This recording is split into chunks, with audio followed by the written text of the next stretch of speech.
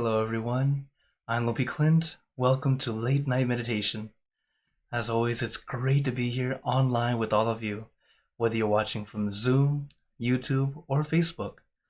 So, as always, hello, everyone. Hello, Gabriella. Hello, Dr. K, Dr. Kent. Hello, Mayor. Hi, K Noon. Also, hello, Lisa, Jade, and Hakuzo on YouTube, and everyone watching on Facebook. And as you guys know, I am streaming to several pages at once. So if you don't see my face at the top corner, very likely I cannot see your comment right now, but feel free to send comments and I will go back and reply as usual. So today is Friday, another day for us to have a longer session and enjoy. Hello, Julie, thanks for joining in. And hello, Sue and Ivy on YouTube. Hello, Tia, thanks for joining in. So, have you guys been doing your homework? Okay, very good. Yeah, for those who are new or may have forgot, the homework is whatever you're doing, have relaxation and awareness. It's pretty much practicing meditation outside the meditation hall. Sometimes we feel like we have to be sitting only to meditate, but in truth, you can do that meditation anywhere. Hello, Daniel. Thanks for joining in. Hello again, Kaleem. And oh, Jade saying a fancy logo. Uh, yeah, this one I actually got the idea from what do you call one of those a backdrop for taking pictures. So I thought, oh yeah, why not? Late night and LV Clan on there. So, anyways, yeah, it's great to come together and meditate together. So, as we're practicing together, you guys know, take your time, take it easy. There's no need to force, no need to push, because meditation should never feel like work. It should feel like a mini vacation. So that's one thing we all need to remember to do, especially us regular meditators. Sometimes we unintentionally, it's got to be perfect, it's got to be good, it's got to be this. Oops, not like that. Just go, enjoy. And I know I have to say this to myself a lot because I'm the one on screen. So sometimes you unintentionally, I had to look right. I thought, is my robe right? That's a very normal thing that happens to us. So remember, take it easy. It doesn't matter. Feel comfortable, because once you feel comfortable, your mind is able to also feel comfortable. You get to relax your body and your mind. And when this happens just right, the balance is just perfect. Everything falls into place. Not because you're forcing it into place. It just falls in perfectly without you trying to do anything extra. Okay. Hello, Fortin. Thanks for joining in. Oh, hello, Kiki. Glad you made it too. Okay. So, is everyone ready for some meditation? Okay. Then, as you guys know, Fridays are our level 4 longer silence day. So, let's get into our perfect position, as always, because it's perfect for you. And when you're ready, gently close your eyes. Taking a deep breath. Breathe in the cool, calm, relaxing air. And breathe out all your worries, thoughts, and responsibilities. Just let it all go. Forget about it for the time that we are meditating. Just breathe in, breathe out. Let each breath of fresh air help you become more relaxed, more comfortable.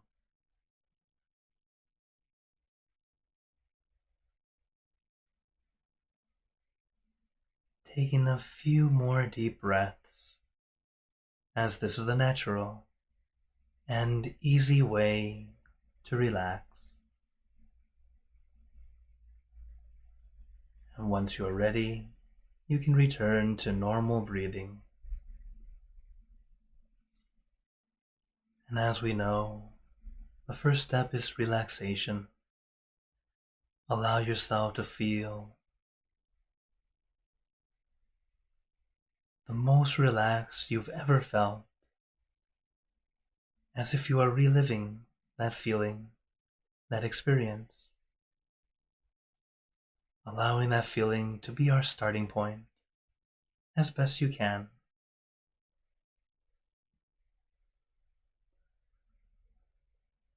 Allowing your entire body to seemingly melt away.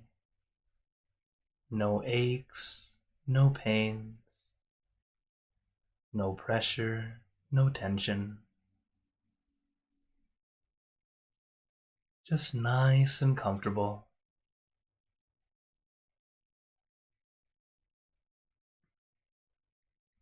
And let that relaxation flow throughout your entire body, from the top of your head down to the tips of your toes.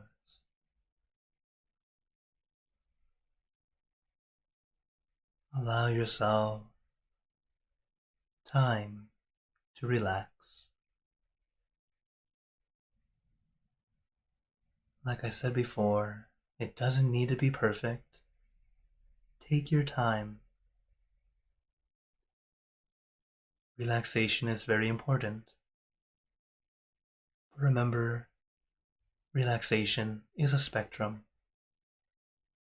Your relaxation might not be the same as someone else's. As long as you feel okay, that is perfect. If you feel more than okay, wonderful. Keep at it. If you feel less than okay, please adjust. Allow yourself to feel, at the very bare minimum, feeling okay. It's that feeling of, this is good enough, nice for a short break.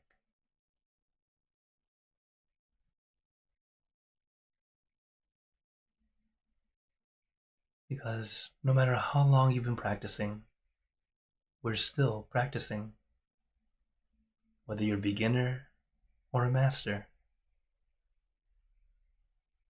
Because every single day is different. Just like every single session is different. We're always adjusting. It's just that as we get to mastery level, it just takes less time to adjust. Similar to learning any skill or a sport or a game. At first, we're just kind of testing it out, trying to figure out what works best. But as we continue to practice, you find the way that works best for you. For example, suppose the way you sit, even how you sit on a meditation mat, can be different. For example, when I sit too far forward, my knees hurt. If I sit too far backward, my back hurts. I have to be right in the middle, and it works best for me. But that's for me particularly. Everyone's different. And that's just about sitting. When it comes to our mind, we continue to adjust to make it work best for you. I share with you the tools that we use, the mantra, the meditation object, and we adjust using what works for you. Some people love the mantra, use the mantra. Some of you like the object, use your object or image. Some of you like both, then use both. And some of you don't like either. You like to have your mind simply centered. That's also good. Allow yourself to adjust.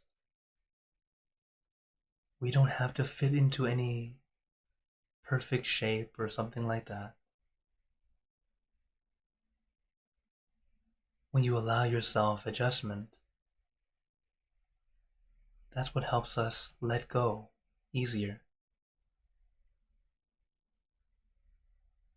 Because when you can allow yourself adjustment, you're able to let go of trying to control. Trying to control ends up holding us back. That's us having expectation. So take your time. Relax your body. Relax your mind. Meditation is a mini vacation. It's not supposed to feel like work. So make adjustments, whether it be of your body or your mind.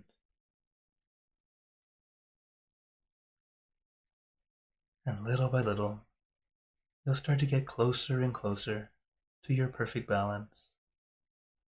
That balance of relaxation and awareness. But start off with relaxation, noticing where you feel okay, where you feel good, comfortable.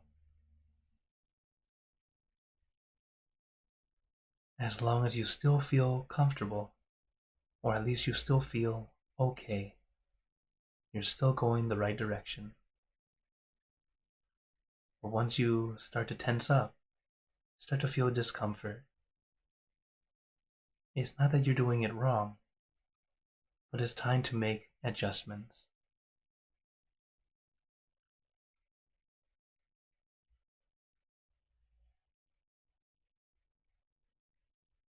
Is there a way to force through that tension? Yes, there is, but I don't recommend it. It's not meant for people today. Hundreds of years ago, they would say, sit still, don't move. But back then, people were already very comfortable, naturally. Why sit still? To gain focus. But right now, in this day and age, we need to relearn how to relax, how to slow down, allow both body and mind to take a break. So let us practice together. Take it easy, take your time. Let us enjoy, not endure, enjoying this meditation session together.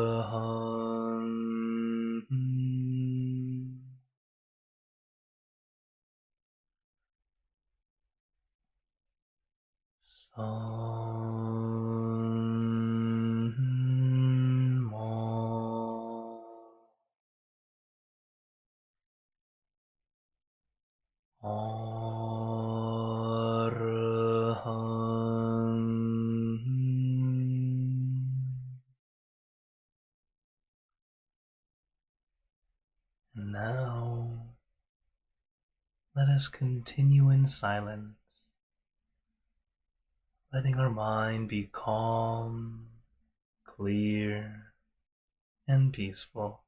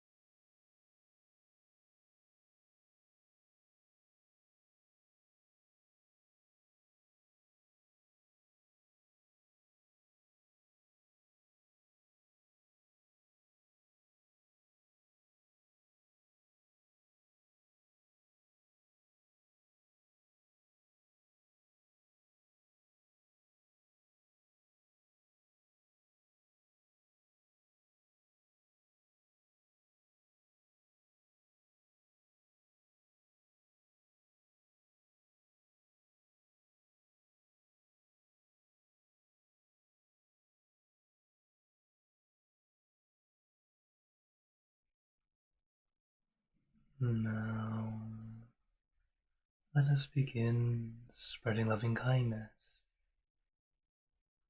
Spreading loving kindness is like spreading out your heart, sending out good intentions to all beings. So let us visualize our object as we have been doing, and imagine that your object becomes crystal clear, clean and bright. And at the center of your object, there is a bright light. This light is very special. All those who touch this light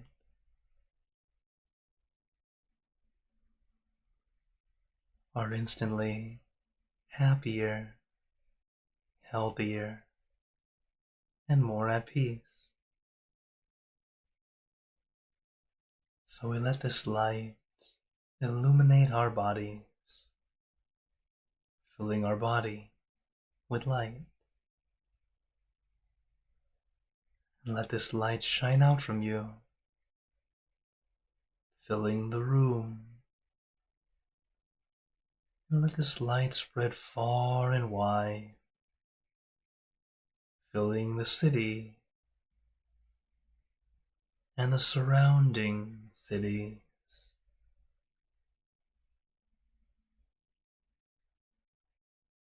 Filling the state or province and the surrounding states or provinces.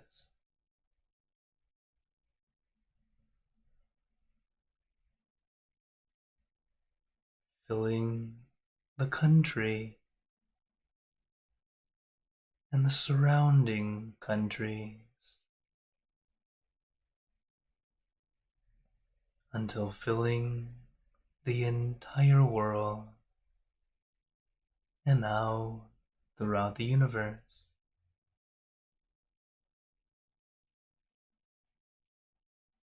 Thinking of our loved ones, our family, our friends,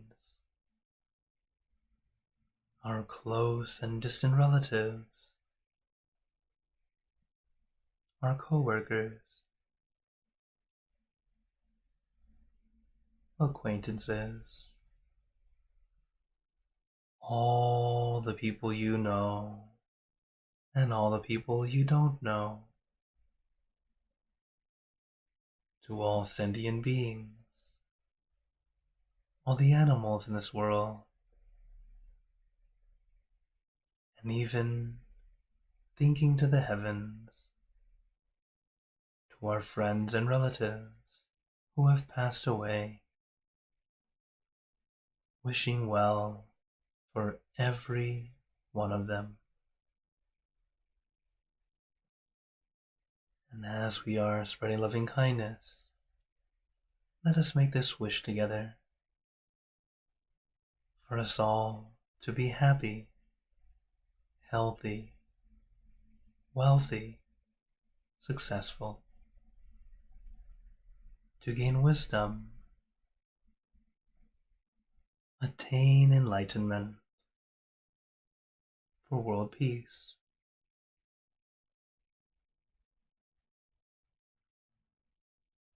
Let us take a moment to make our own good wishes.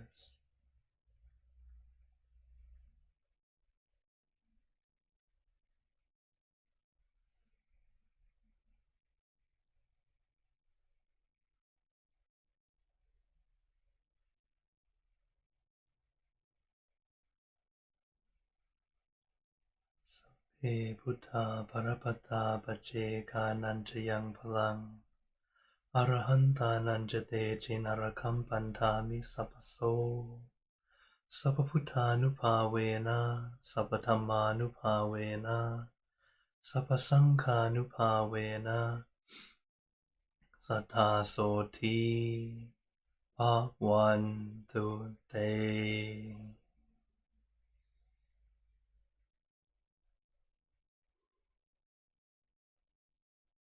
And now, at your own pace, gently and relaxingly, opening your eyes.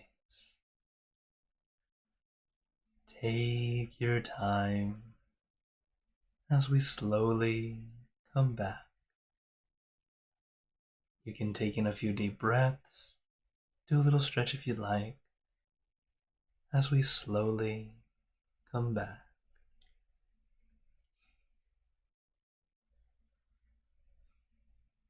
How is everyone feeling? Okay, alright. See lots of thumbs up. That's good to see. I see some hearts. Okay, I see some smiles. Very good.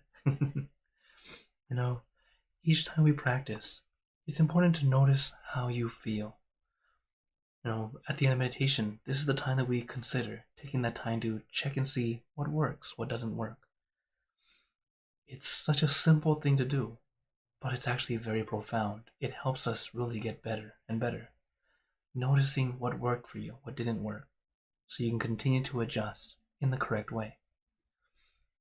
So, as always, for Fridays, I'll let you guys open the floor to you all for any questions you guys have. As I already see a few on YouTube, so let us start with. Oh, sorry. Let us start with. Let's see.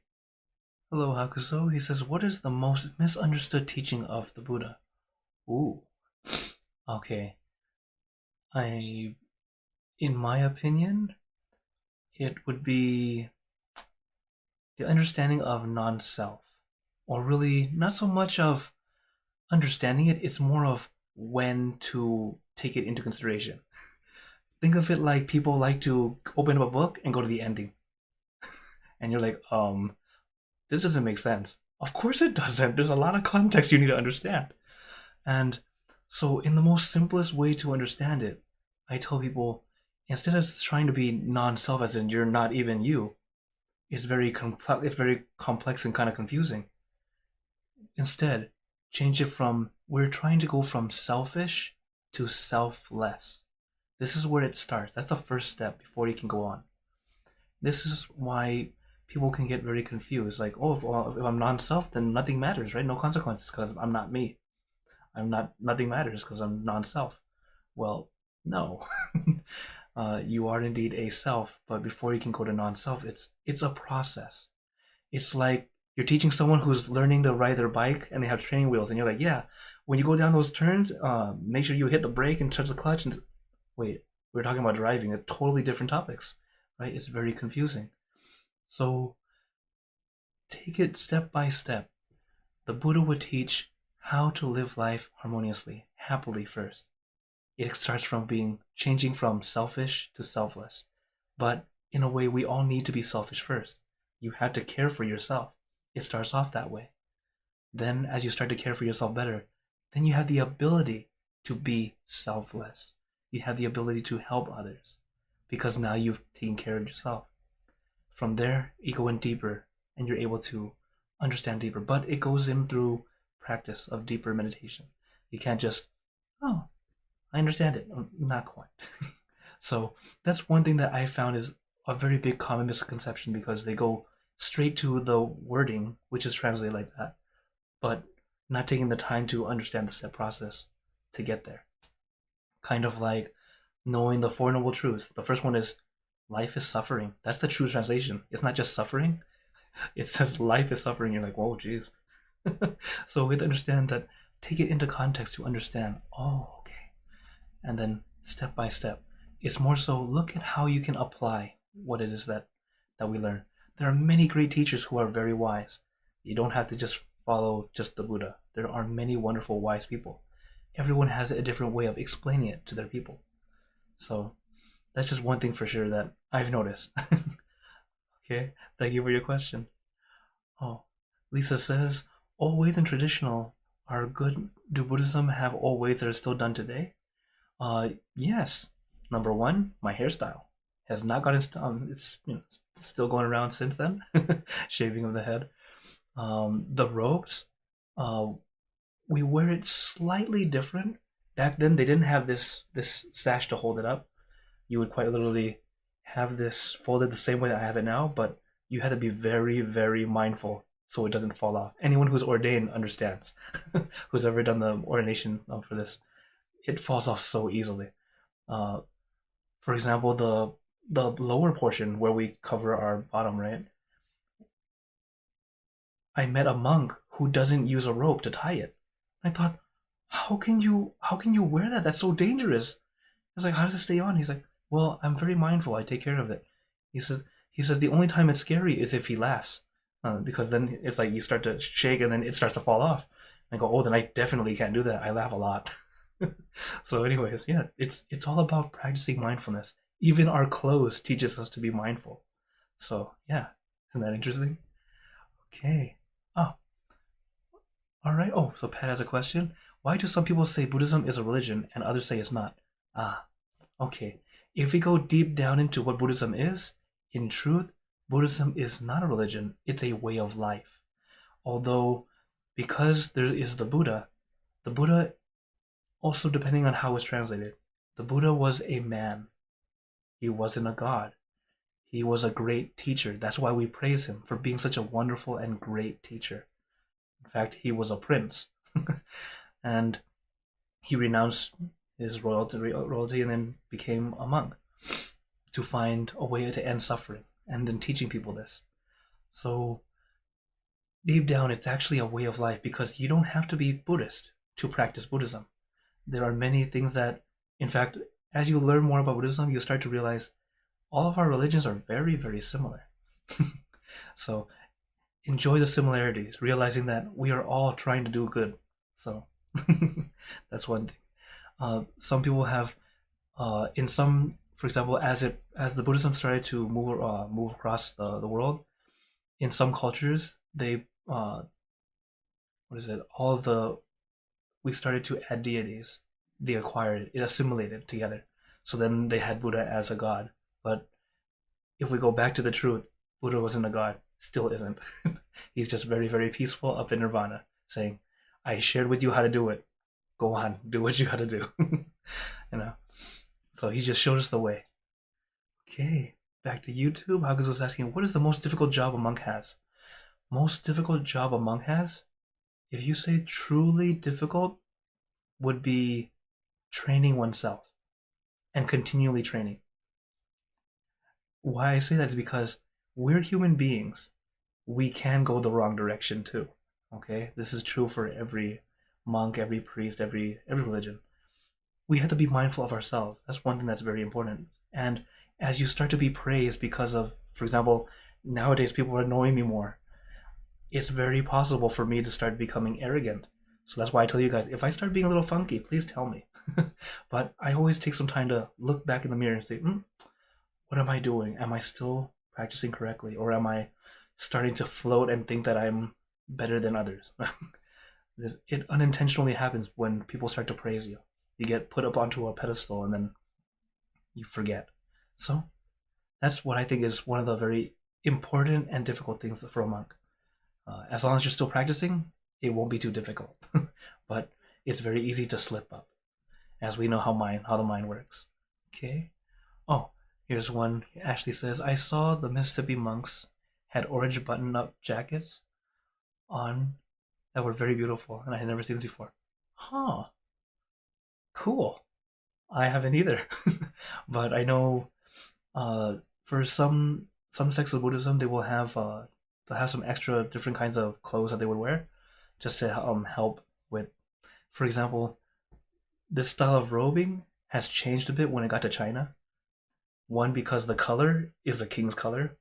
You don't want to get in trouble. So they changed the color. That's one. And then they also changed the way it was dressed. So they became more like pants and a shirt. So it became more like everyone else, but still obvious. It just adjusts. Understand that the adjustment, it needs to be done depending on where you are. Okay. All right, another question. Oh, not a question. Oh, thank you, Jenna. She says, thank you, guys. Ashley has another one. So weird. I was just convincing my friend Buddhism, for me, is not a religion, but a set of principles that help me be a better person. Yeah, very nice. Yes, that's a great way to say it. Overall, remember that religion itself, or a practice or a belief, is meant to help us find peace. Everyone has their own way of finding it. As long as it's not harming others, which most religions actually, I dare to say all religions do not tell you to do that. It's us human nature twisting the words, and this is where you get terrorism and extremism of different religions in general. And it's not from the religion itself, because every religion is always teaching, like Christianity, love your neighbor. Where does it say kill that guy because they don't believe in God? No, no one says that. They say love your neighbor. And sadly, I can't quote other religions, but that's the one I remember for sure. But I know that there are many religions that say the same kind of thing, because it's true. We're trying to live harmoniously. That's what it's for, not to push others away. It's unfortunately that our human nature is, mine is better. That's why. And it's like, no. Ice cream, everyone. Different flavors. It's not better or worse. It's what you prefer. It sounds kind of weird for me saying that, but that's kind of how it is. So, be happy together with everyone. Okay. Any other questions or wonders tonight? Oh, I didn't get to say hi to everyone. Hello, Adriana. Hello, Hugo. Hello, Dad. Hi, Quincy. Hello, Jude. Oh, and Ashley. Thanks for joining. Oh, and Linnea on Facebook. Yeah, sometimes there's so much to go on and try to get it all in at once. But anyways, so reminder, I'm here every Monday, Wednesday, and Friday here for late night. Tomorrow I'll be here for inner peace time. And coming up this Wednesday will be our new moon meditation, or what used to be our gratitude night. And of course, as before, we will continue to share loving kindness to our deceased relatives. So many of you already sent me pictures, so I can share and place as on the digital altar. And also coming up after that, of course, every 2 weeks we'll have something about the moon, whether it be the full moon or the new moon, and get to have that time together to meditate. So, as now the time has come to a close, I'd like to give you all a blessing. May you all be blessed with happiness, good health, wealth, success in your lives. May you be surrounded by good friends who will always guide you into light, in times of darkness and in times of need. And when you close your eyes to meditate, may you attain inner peace easily and quickly in every lifetime. So thank you again, everyone. Have a wonderful day or night wherever you're watching from. And remember, a smile a day keeps the stress away. So everyone, keep smiling. Let's brighten up the world together. For those on YouTube and Facebook, see you guys next time. Those on Zoom, feel free to stay longer if you'd like to chat. And again, thank you so much for the support. Helps me keep going. Take care, everyone.